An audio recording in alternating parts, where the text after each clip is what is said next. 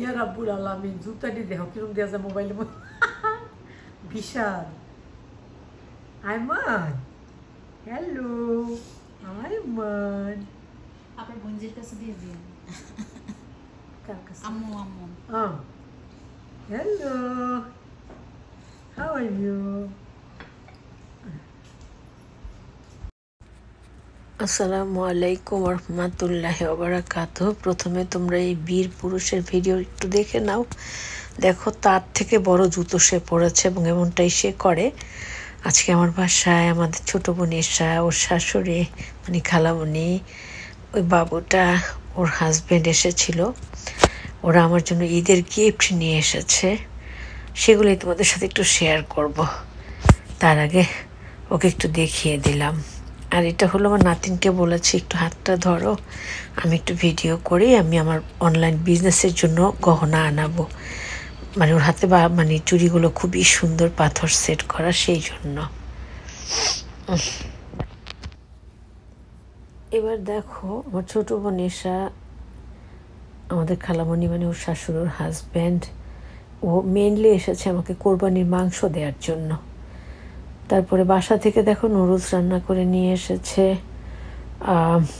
Pudding বানিয়ে নিয়ে এসেছে, কোরবানির কলিজা আই মিন লিভার ভুনা করে নিয়ে এসেছে। জমে গেছে তো, ওই জন্য এরকম দেখা যাচ্ছে।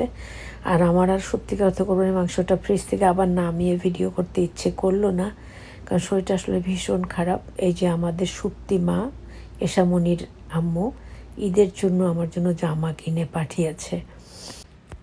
আমার ছোট্ট আদরের বোনটা, ওর হাজব্যান্ড বসে আছে। আমি ও আসার 1 ঘন্টা আগে আমাকে জানিয়েছে। আমি তাড়াহুড়ো করে যতটুকু আমি পেরেছি, গরু মাংস রান্না করা ছিল, গরম করে দিয়েছি। আর পিঁচড়েকে দেখে কি ভালো লাগছে মাশাআল্লাহ। আর চিকেন আর এগ, সেটাকে কোরমা করে দিয়েছি, একটু পোলাও রান্না করে দিয়েছি, আমার বাগানে একটু শাক ভাজি করে দিয়েছি, তারপরে চা বানিয়ে দিয়েছি। মানে আর কিছু করার ছিল না, কারণ আমাকে 1 ঘন্টা আগে জানিয়েছে। আমি তেমন কিছু করতে পারি নাই। আর আসলে এত বেশি টায়ার্ড হয়ে আছি। তারপরে এখানে আজকে 87 ডিগ্রি ছিল, আগামীকালকে নাকি 91 ডিগ্রি। তারপরে খালামণিরা 8:30টার দিকে মনে চলে গেল। আমি তখন তাড়াতাড়ি করে যে বাগানে পানি দিতে গেলাম, পানি দিয়ে এসে কোনো রকমে মাগরিব এশার পড়লাম। আসলে টায়ার্ডনেসের কোনো শেষ নেই। তোমরা ভিডিও দেখো, ভুল ভ্রান্তি ক্ষমা সুন্দর দৃষ্টিতে দেখবে।